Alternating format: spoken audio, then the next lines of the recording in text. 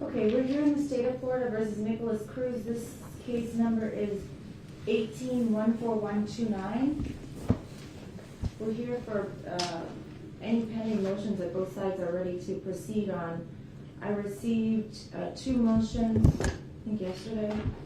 A motion to dismiss count 2 of the information and a motion to compel witness to answer deposition questions. Are those the only two pending motions right now?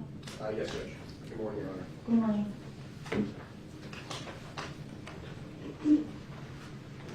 Can you all just announce for the record, please? Joseph Burke on behalf of Nicholas Cruz.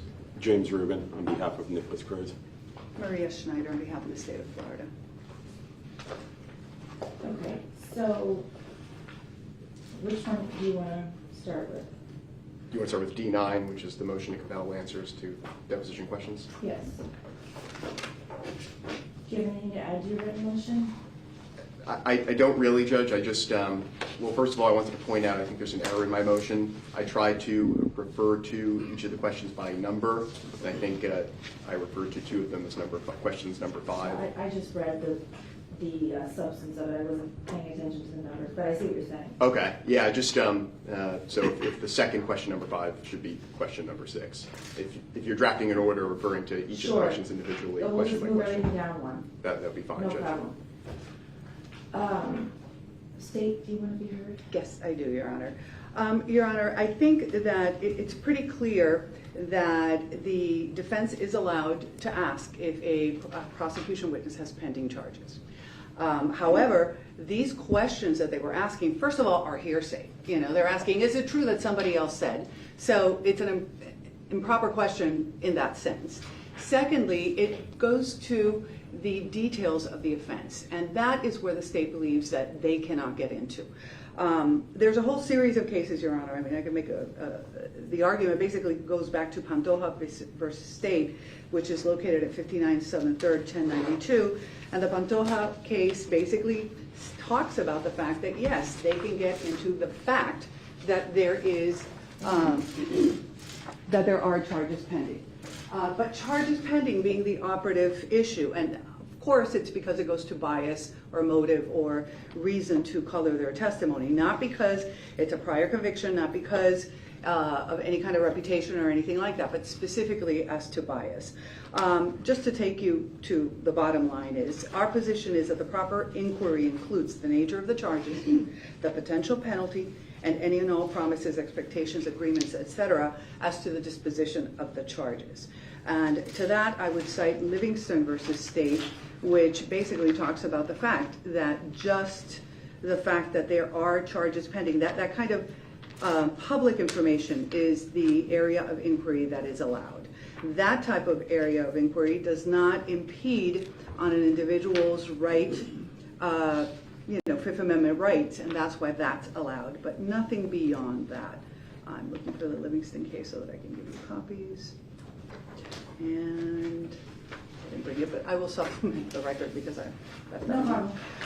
But that's the proper inquiry. It just focuses on the existence of the charges rather than the underlying facts. Cross-examination that does not impede or interfere with anyone's Fifth Amendment right. And that's what those questions that they were trying to ask basically was getting into. They're getting into, aside from being hearsay, specific facts involving that case. And that's beyond that. The witness did answer that he had charges pending. The witness did answer what charges were pending. And the witness was asked, if I remember correctly, what the possible penalties were. And he was a little confused about that, so he didn't give like a complete answer, but that's genuinely because I don't think he quite knows. But certainly he will provide the exact answer as to what it is once he finds out. It's also in Washington State, so honestly, I didn't know what the ultimate penalty is. I would imagine it's the same as it is in Florida, but I really don't know. So that's the inquiry, and that's where we stand. Judge, if I could briefly respond. Sure. So there's what's considered a relevant or admissible evidence in trial, and what is a proper inquiry in a deposition, prior to trial. These are two completely different legal concepts involving completely different legal issues. I have not reviewed the cases that the state has mentioned in court today. I have a feeling they concern what would be admissible in a trial given certain circumstances, and I don't believe that they actually cover what questions are proper in a deposition. The only issue here before the court is whether or not Sergeant Beltran properly invoked his Fifth Amendment privilege against self-incrimination.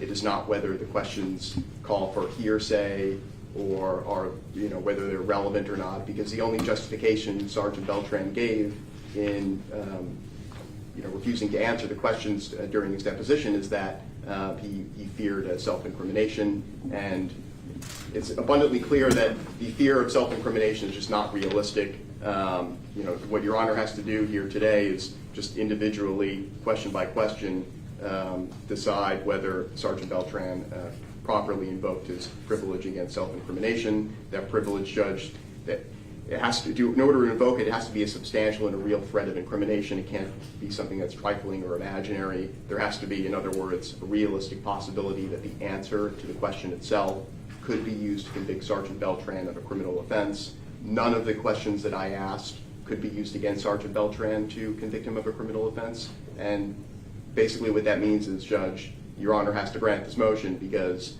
none of the questions call for an answer that could be used to convict him of a criminal offense. That means the privilege against self-incrimination is not applicable because that was the only stated justification for refusing to answer the question. Well, then there's no remaining stated justification for refusing to answer the question, and therefore that means he has to answer the question. So questions 1 through 5, actually questions 1 through 6, they asked Sergeant Beltran about the allegations against him. His knowledge of the allegations against him, whether he knows what they are or not, that doesn't lead to an incriminating response. I mean, I can't incriminate Sergeant Beltran if he's aware of the allegations against him. Every defendant is expected to know what the allegations are against him. That doesn't constitute evidence that could be used to convict Sergeant Beltran of a crime of DUI or any other criminal offense. And the remaining questions, I don't see how answers to any of the remaining questions, which would be questions 7 through 11, could be used to convict Sergeant Beltran of DUI or any other criminal offense. So, So, if I understand you correctly, you're arguing that because you use the word alleging, in other words, what the state of Washington is alleged to have happened as opposed to what actually happened, you think that it's not something that would lead to an incriminating response? Correct, and I tried to phrase the questions very carefully to avoid Sergeant Beltran having to comment on what actually happened on March 22nd, 2019. And if I could respond to Sure. that. And in addition, I found the cases I was talking about. I'm going to hand to the court, and I'm handing to the defense. Breedlove versus State, which is located at 580 Southern 2nd 605. It's a Supreme Court case, Florida Supreme Court case. And Livingston versus State at 678 Southern 2nd 895. Handing the defense copies and handing the court copies. And these are the cases that stand for the proposition that the proper inquiry is what the nature of the charges is, what the possible penalties are, and if there have been any promises, inducements, agreements, or expectations. As to what the defense just argued, Your Honor, I mean, look at the questions themselves. First of all, did the state of Washington allege that you drove a vehicle on a highway with an alcohol concentration of 0.15? Did the state of Washington allege? He may not know exactly what they allege, and it is almost an admission. I mean, it's a circumspect admission for him to respond to any of that. He responded that they charged him with a DUI. He had already told that. Those are questions that were previous to this one.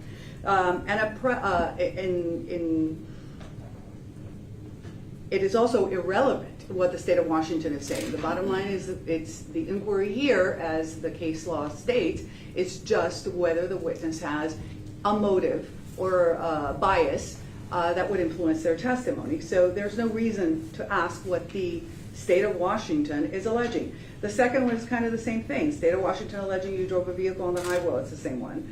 Number 3, did the state of Washington, are they alleging that prior to you being pulled over that you were driving erratically?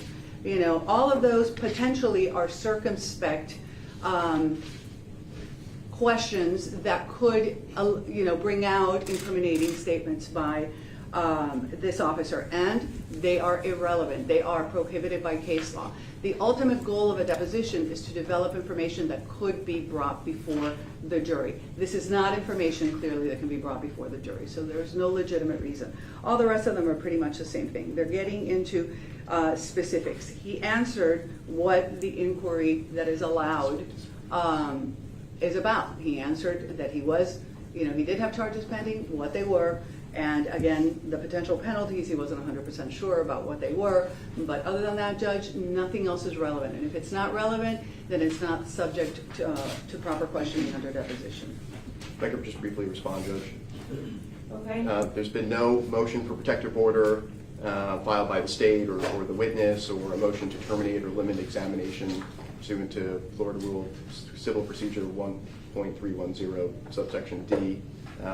The only issue before the court is whether Sergeant Beltran properly invoked his Fifth Amendment privilege against self-incrimination. It's not whether the questions themselves are relevant or whether they constitute hearsay. Judge, in a deposition, if a question calls for hearsay, that is, first of all, it's a completely proper question. What's supposed to happen is the opposing party makes their objection, but as the rules of civil procedure state, that when evidence is taken subject to the objection. So a party objects to hearsay, but then the deposition continues and the party still has to answer the question. So, and again, the cases I believe that the state is citing, they are referring to what is admissible at trial, given certain very specific factual circumstances. I do not believe any of the cases that the state has provided, Your Honor, speak to whether or not the privilege against self-incrimination is applicable in these circumstances, or what is considered a proper question during a deposition. All right, I'm going to take the matter under advisement. I'll have a written order for you all later on this week. As far as motion to dismiss count 2, which is D10, Yes, Your Honor. I think this is an issue that comes up quite frequently. In my experience, if in the event that a jury convicts the defendant of both counts, the court withholds judgment on one of the two. Well, and that was actually where I was going with it, Your Honor.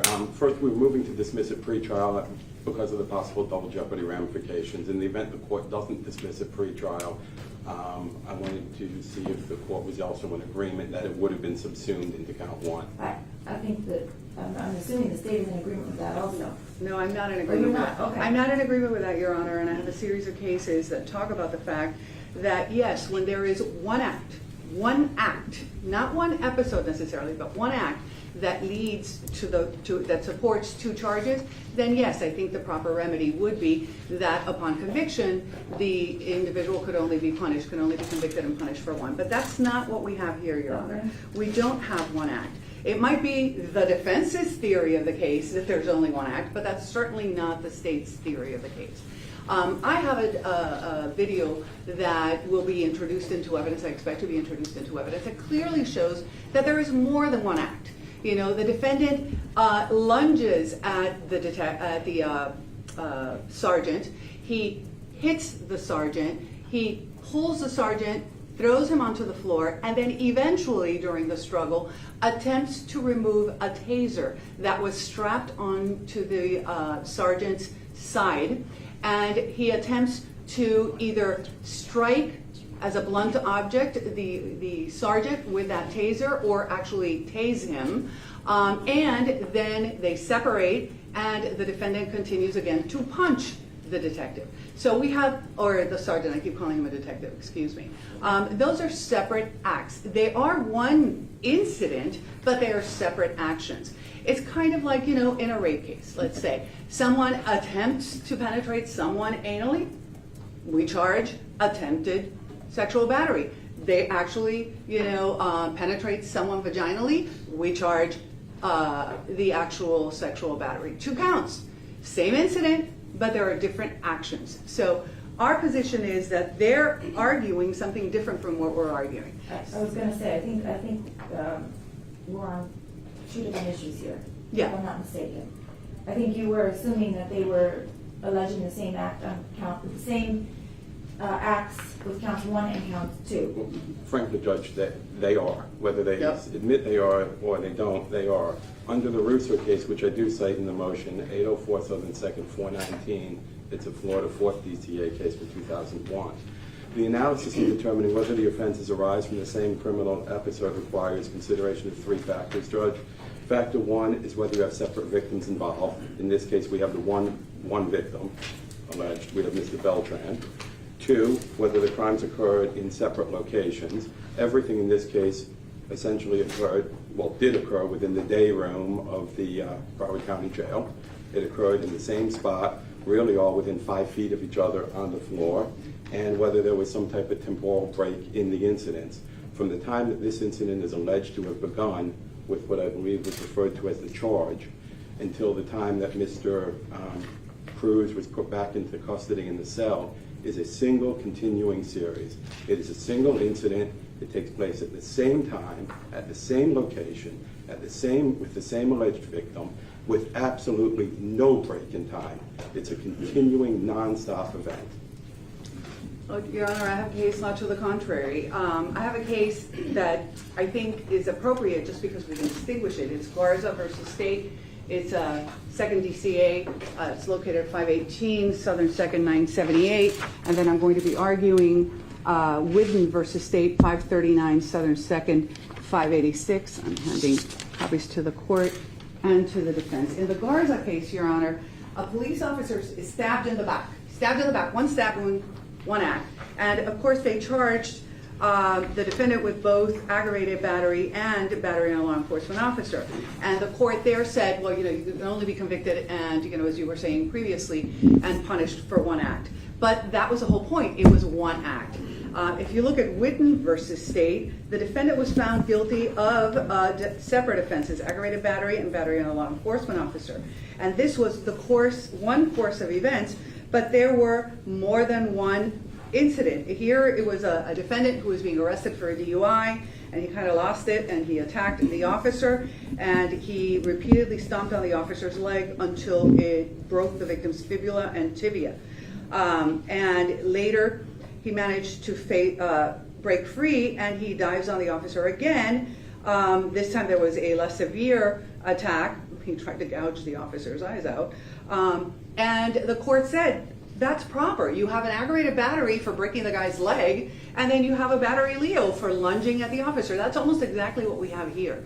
We have lunges at the officer, we have punches to the officer, and then we have the event where he actually takes or attempts to take a taser, actually does take the taser because he has it in his hand, and he attempts to hit the officer with it, thus using it as a blunt object, which would be a deadly weapon, and or he tries to activate it, which would have incapacitated the officer. But it's our theory of defense that having hit him with a head on it definitely makes it a deadly weapon because it's a pretty hard object.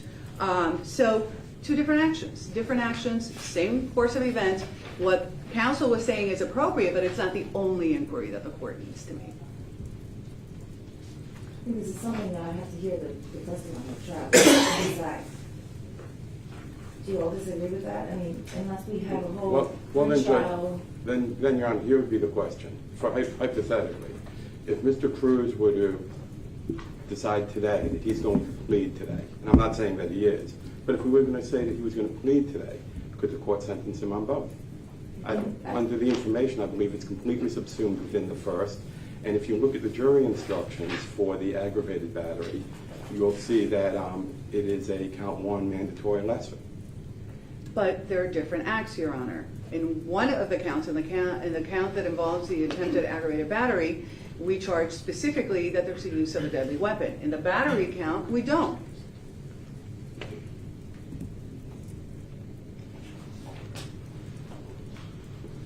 And Your Honor, even looking at the Garza case, at the very beginning in the synopsis of the case, I'm looking at this right now, it indicates the defendant could not be convicted of and punished for both aggravated battery and battery on a law enforcement officer when those convictions arise from a single underlying criminal act. Right, but as I explained to the court, it's one stab wound, one act. It's not like, he stabbed him and then he punched him. It's just a stab wound. That's why I said I'm giving the court this particular case to establish how you can't do it when it is literally one act.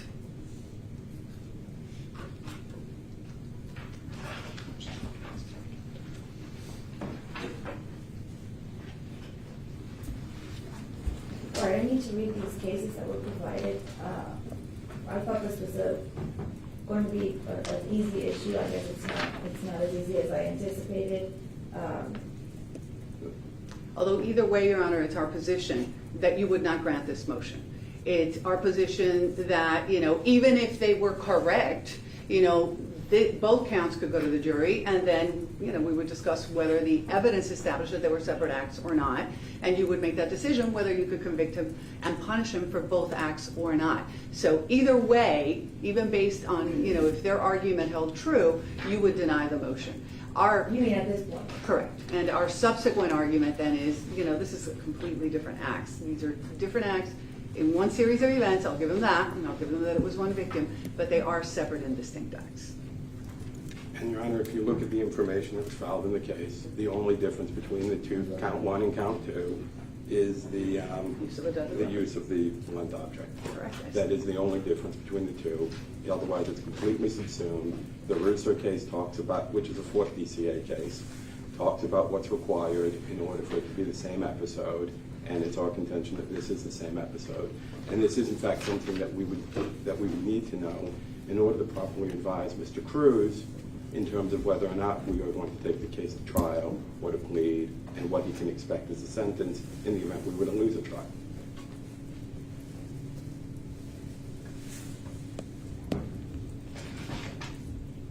Well, how would you suggest that I could rule on this before I hear the testimony and evidence? If what the state is saying, even with your argument, I don't know what the testimony and evidence is going to be. I'm not familiar with it. I don't, I know what the allegations are, basically, but I've not had any, I don't have any intimate knowledge of the facts of the case.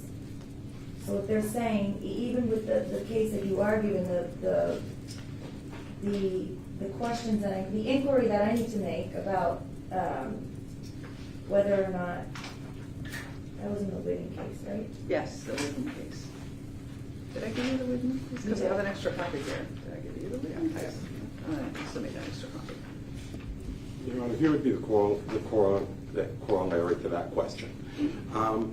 If Mr. Cruz were to plead guilty today, there's not going to be any testimony as to the facts. You're going to have to rely on what's contained within the information at that point. If you were to plead guilty today, it would be your contention that the court would not be in a position to sentence him on count two. Well, I disagree in that if the state's argument holds true, but I think that the state would have to show me a factual basis in order to be able to sentence him on both counts. And I think that in doing so, they would have to, it would be their burden to show a factual basis. If what they're saying is true, that count two is in fact a separate act that can be punished separately. But at this point, I don't know that I could decide that. And surely you all don't want to have a full-blown evidentiary hearing, a second trial, a first, it would be two Judge, trials. I would be happy to introduce the videotape of the incident right now in evidence and publish it. And I think that that's a basis for you to be able to decide whether there are separate acts that give rise to the two charges. You all agree with that right now? Judge, we have a moment to speak to Judge Kelly. Absolutely. These are issues that don't always come up. Do you want me to give you like 15 minutes, a 15-minute recess, or? Yes. Okay. In the jury room. Sure, absolutely.